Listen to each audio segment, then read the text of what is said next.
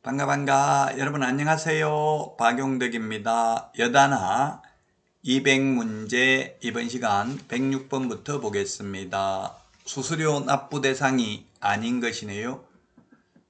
우리 암기 프린터 52번에 있는데요. 암기 프린터 없는 분은 네이버 카페 박용덕 박사의 부동산 여행에서 다운로드 받을 수 있습니다. 답은 일단 3번이네요. 우리 암기 프린터 52번에 보면 응시수수료, 자격증 재교부 수수료는 시도조례고요. 그 다음에 3번 등록신청, 4번 등록증 재교부 신청, 그 다음에 분사무소 설치신고, 확인서 재교부는 시군구조례고요. 자격증을 처음 교부할 때는 수수료 내지 않습니다. 국토부 장관이 시험을 시행하는 경우에는 국토부 장관이 결정 공고하는 수수료 내야 되고요. 시험을 위탁한 경우에는 위탁받은 자가 위탁한 자의 승인을 얻어서 결정 공고하는 수수료를 내야 됩니다. 자, 그래서 정답은 3번이 되겠습니다. 자, 다음은 107번. 이 문제 중요하죠? 107번. 허가 받아야 되는 기준면적 옳은 것입니다. 1번 주거지역은 60제곱미터로 바뀌었고요. 상업지역 150, 그 다음에 공업지역 150, 녹지지역은 200으로 바뀌었습니다. 무지정 주거지역 60제곱미터입니다. 따라서 정답은 5번이 되겠고요. 우리 암기 프린트는 32번에 있습니다. 32번에 암기 프린터 있으니까요. 이거 2022년 2월 28일부로 개정된 내용입니다. 옳은 것은 답은 5번입니다. 꼭 기억하시기 바랍니다. 주거지역, 미지정, 무지정은 60제곱미터, 상업, 공업지역 150제곱미터, 녹지 200제곱미터 초과하면 허가 받아야 됩니다. 건축법상 대지분할 최소 면적으로 개정됐습니다. 자, 다음은 108번 문제입니다. 틀린 것입니다. 1번 등록관청은 매월 중개사무소 개설 등록 행정처분 및 신고 등에 관한 사항을 중개사무소 개설 등록 행정처분 등 통지서에 기재하여 다음 달 10일까지 협회에 통보해야 된다. 다음 달 10일까지입니다. 다음 달 10일. 10일 이내가 아니라 다음 달 10일이라는 것 주의하시고요. 그 다음에 2번 소속공개사가 자격정지기간 중에 중개물을 행한 경우 자격 취소 사유다. 그렇습니다. 그냥 이중소속을 하면 자격정지인데 자격정지기간 중에 이중소속에도 자격 취소 사유죠.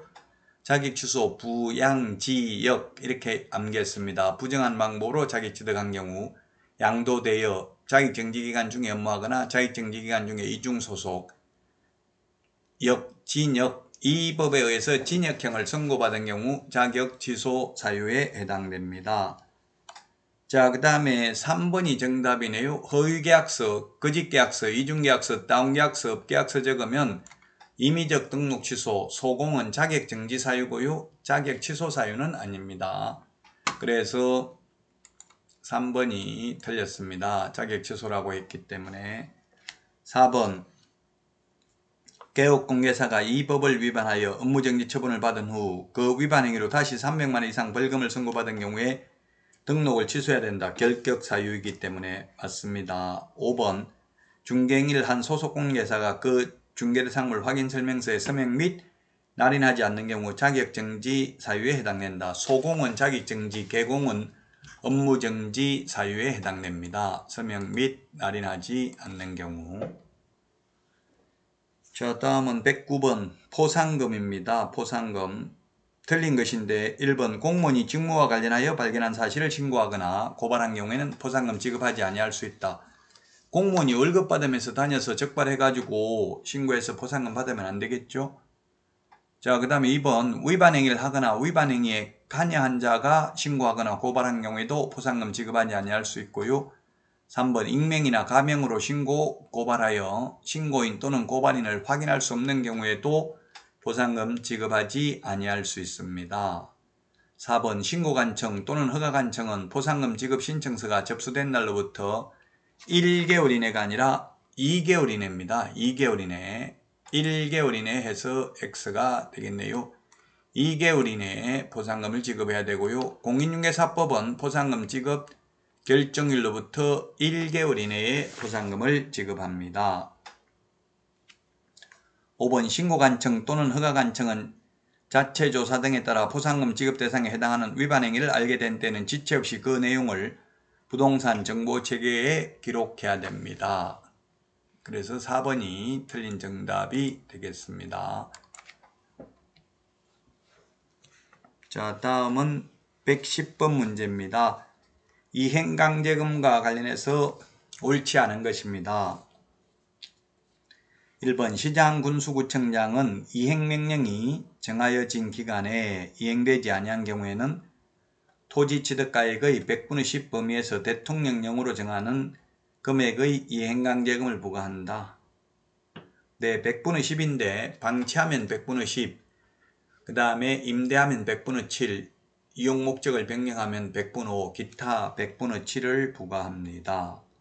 2번 이행강제금 부과 처분을 받은 자는 이의를 제기하려는 경우에는 부과처분 고지를 받은 날로부터 30일 이내에 이의제기해야 됩니다. 30일입니다. 이행강제금 부과에 대한 이의신청은 30일 이내고요. 나머지 토지거래 허가와 관련해서는 1월이 5번 나오죠.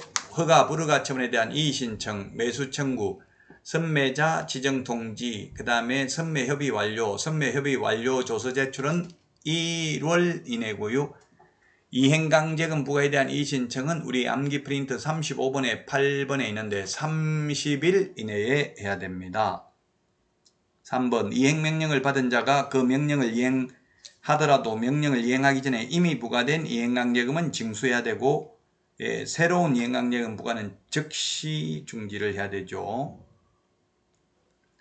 4번 이행명령은 문서로 하여야 하며 이행기간은 3개월 이내로 정해야 됩니다.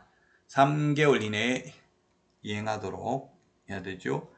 그 다음에 5번 최초 이행명령 있은 날을 기준으로 하여 6개월에 한 번씩 이행명령이 이행될 때까지 반복하여 부과징수한다. 6개월에 한 번씩이 아니라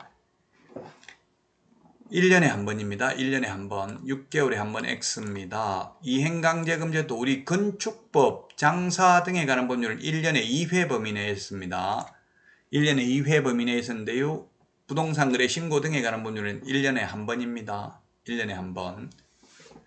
농지법도 1년에 한 번씩 부과하죠. 그 다음에 부동산 실권리자 명의 등기에 관한 법률은 1차 이행강제금 10%, 1차 이행강제금 부과일로부터 1년 안에 실명 등기 안 하면 2차 이행강제금 20% 부과하고 끝입니다.